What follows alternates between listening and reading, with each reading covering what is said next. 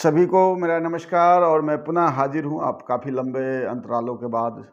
जैसा कि आपको मालूम है कि मैं 16 जो है अगस्त को मैं दिल्ली के लिए रवाना हुआ था और 17 तारीख को मैं टोक्यो जाने के लिए हुआ और हम लोग 18 तारीख से हम लोग टोक्यो में लगातार 21 दिन तक रहे। और आपने देखा ही होगा कि हमारे जो पैरा एथलीट है जो भारत के, उन्होंने कमाल कर दिया और 5 गोल्ड, 6 सिल्वर, 8 ब्रॉन्ज और उनको लेकर हम लोग लौटे और एज ऑफिशियल के रूप में भाग लिया। तो भी एक उपलब्धि थी और मैं लगातार टोक्यो से भी आपके बीच लाइव भी लगातार हो रहा था। तो बीच में जो हमारा सेक्शन जो धारा के बारे में जो बोलना था वो बीच में थोड़ा रुक गई थी। और आपको बंधुओं पिछले बार जब हमारा 16 तारीख तक का जब हुआ था उसमें हम लोगों ने आपको बीच में धारा 48 तक बताया था कि धारा 47 में हम लोग जो है मानव संसाधन के विकास के बारे में चर्चा की थी। तो धारा 49 से लेकर धारा 55 के बारे में बताएंगे और एक साथ ये क्लब इसलिए करने जा रहे हैं कि ये जो धारा 49 से धारा 55 तक है वो निबंधन और उनके अनुदान के बारे में बताई गई है।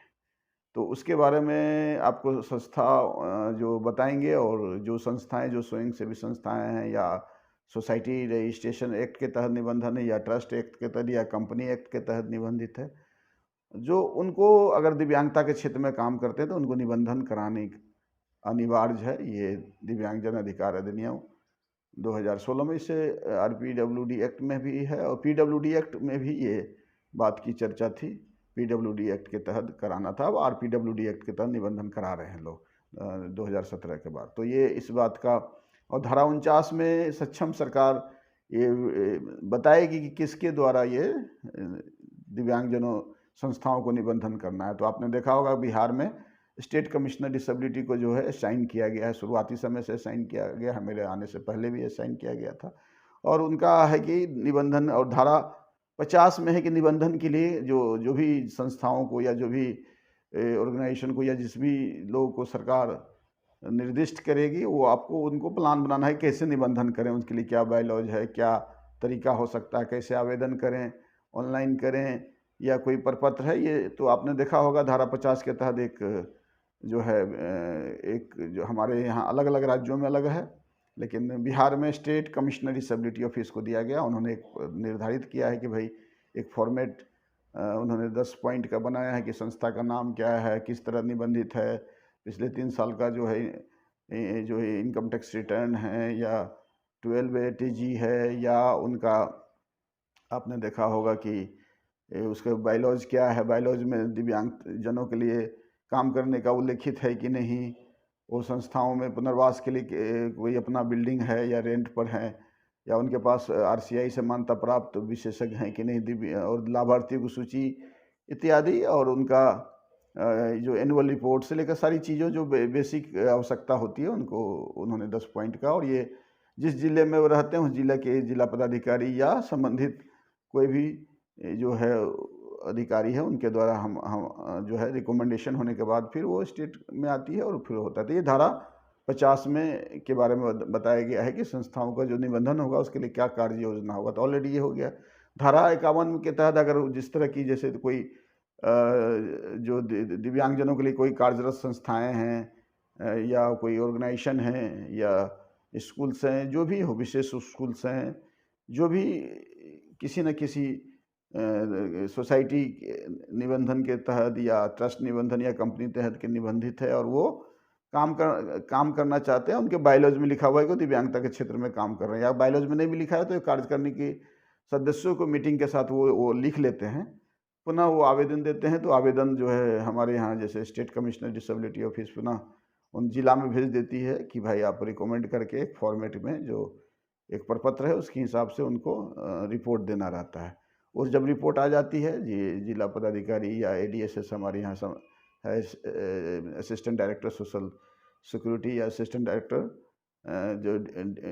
जो है डिसेबिलिटी एम्पावरमेंट कोषांग जो है हमारा, उसके द्वारा अगर आ जाती है तो फिर पुनः वहाँ पर उनको निबंधन धारा 51 के तहत उनको निबंधन दिया जाता है। जैसे पिछली बार 3 साल था, हमारे आने के बाद हमने 5 साल का किया। अभी 5 साल के लिए एक बार निबंधन होता है तो 5 साल तक आपकी वैलिडिटी रहती है।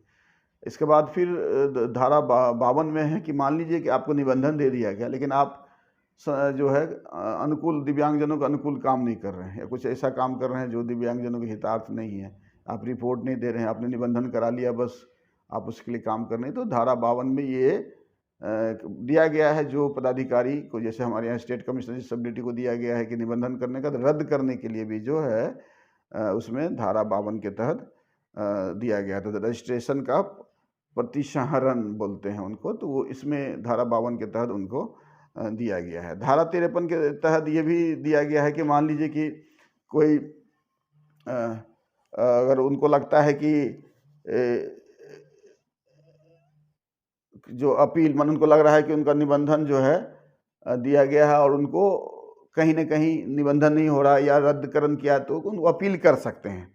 ये अपील करके दोबारा उसको जांच का पड़ताल करके ये स्टेट कमिश्नर या जो निबंधन देते हैं उनके पास ये पावर है कि दोबारा अपील की बात को सुने, अगर उसको लगता है कि, और लेकिन अंतिम आदेश जो होगा, जो निबंधन करते हैं स्टेट कमिश्नर डिसेबिलिटी, उन्हीं का होगा। तो धारा 53 में अपील करने का भी जो है बारे में बताया गया है। धारा 54 में बताया गया है कि जो भारत सरकार या राज्य सरकार की कोई ऐसी संस्थाएं जो दिव्यांगता के क्षेत्र में काम कर रही है ऑलरेडी, तो उनको निबंधन कराने से मुक्त रखा गया है। तो धारा 54 में है। और धारा 55 में है कि अगर सरकार चाहे तो उनको कैसे अनुदान मिले, रजिस्ट्रेशन संस्थाओं को सहायता कैसे किया जाए, उसके लिए भी सरकार योजना बनाएगी। तो आपने देखा कि धारा 49 में सरकार यह निर्धारित करेगी किनको कौन सी ऐसी संस्थाएं हैं राज्य में जो, या ऑर्गेनाइजेशन है या कोई ऐसी एजेंसी है जो निबंधन देगी। धारा 50 में आपने देखा कि जिसको सरकार देगी कि इनको निबंधन करना है, तो उनको क्या उन्होंने बायलॉज बनाना, किस तरह का उनका कैसे निबंधन देंगे, कितना दिन के लिए, उनको एक रूल्स बनाने की बात कही गई धारा 50 में। और धारा 51 में देखा है कि जब उसने आवेदन देंगे तो उनको निबंधन करने की बात कही गई है। और धारा 52 में अगर निबंधन को अगर रद्द करने का भी अधिकार है कि वो चाहे तो जो निबंधन दिया है अगर उसके हिसाब से नहीं काम कर रहा है तो धारा रद्द किया जा सकता है। धारा 52 के। धारा 53 में है कुछ सरकारी एजेंसियां हैं और जो दिव्यांगता या केंद्र सरकार या राज्य सरकार की, जो उनको थोड़ा मुक्त रखा गया है कि अगर वो दिव्यांगता के क्षेत्र में काम करते हैं तो उनको निबंधन की प्रक्रिया से मुक्त रखी गई है। सरकारी एजेंसियों को, सरकारी जो कार्यक्रम को या सरकार के ऑर्गेनाइजेशंस को। और धारा आपने देखा 53 में हो गया अपील की बात है। धारा 54 में आपने देखा कि सरकारी एजेंसियों को उसको मुक्त रखा गया। धारा 55 में है कि सरकार ये भी निश्चित करेगी जो निबंधित संस्थाएं हैं उनको अनुदान के लिए सरकार जो है आगे बढ़ा सकती है। आपने देखा होगा भारत सरकार बहुत सारे जो है विशेष स्कूल्स या अन्य जो काम करती है स्वयंसेवी संस्थाएं, उनको अनुदान देती है, तो उनके लिए निश्चित है कि वो इस धारा 51 के तहत निबंधन हो। तो ये धारा 55 में इसकी बातें कही गई है कि उन्हीं को संस्थाओं को अनुदान मिलना है जो ये निबंधित है।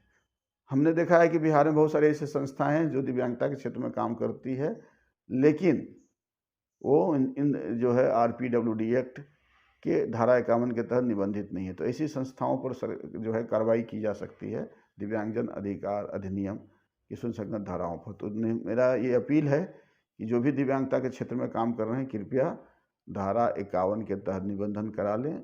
अगर आप निबंधन नहीं कराए हैं, अगर आप कार्य कर रहे हैं जानबूझकर आप इस बात को टालते जा रहे हैं, तो दिव्यांगजन अधिकार अधिनियम की सुसंगत धाराओं के अनुकूल आप पर कार्रवाई भी की जा सकती है। तो हम उम्मीद करते हैं कि धारा 49 से धारा जो है 55 तक आपको भी जानकारी मिल चुकी होगी। और इससे पहले भी हम इस पर एक छोटा सा वीडियो पहले भी हम लोग ने डाला था हमारे जो है धीरज कुमार जी ने कि इस जो कुछ लोग काम कर रहे हैं कि इसके लिए ध्यान रखें कि इसको निबंधन कराए। तो पुनः हम, क्योंकि ये सीरीज चल रही थी, तो 48 के बाद 49 से लेकर 55 तक की जो आज धाराओं के बारे में आपको जानकारी दी गई है। उम्मीद करते हैं कि धारा आपको पसंद आया होगा और अपने बड़ा पेशेंस पूर्वक हमारी बातों को सुना और आप हमारे दिव्यांगजन अधिकार अधिनियम की सुसंगत धाराओं से आप लाभान्वित हो रहे हैं, ऐसा उम्मीद है मुझे। अगर आपको पसंद आ रहा है तो ज़रूर लाइक भी करें और शेयर करें। फिर मिलते हैं कल, तब तक के लिए लेते हैं विदा। नमस्कार।